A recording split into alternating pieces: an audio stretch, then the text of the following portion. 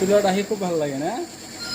আপুনি ভাবিছে নেকি যে কি ভিডিঅ' দিলে হঠাৎ ব্লগ দিয়া চেনেলটোত? তাৰমানে কি এইবিলাক এটা এটা মুমেণ্ট হয়, এইবিলাক আমাৰ চবচে যেতিয়া মনত দুখ লাগিছিলে এইবিলাক তেতিয়াৰ মুমেণ্ট। চ' সেইকাৰণে ভাবিলোঁ আপোনালোকৰ লগত অলপ শ্বেয়াৰ কৰি দিওঁ।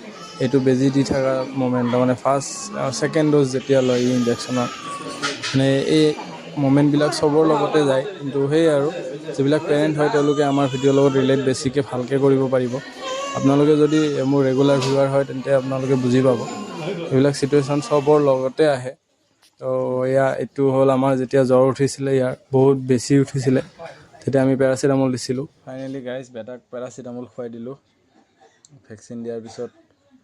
মই ভাবোঁ যে বেবীৰ ইনজেকশ্যনটো বহুত ইম্পৰ্টেণ্ট হয়। চ' সেইকাৰণে আমি এটা ইনজেকশ্যন মিছ কৰা নাই। এইটো গেছ কেতিয়া দিব লগা হৈছিল গম পায়নে? যেতিয়া ইয়াৰ আমি থাৰ্ড ড'জ দি কেনে লৈ আহিছিলোঁ ঘৰত, দুদিন পিছত এনেকুৱাকৈ গেছ দিব লগা হৈছিলে।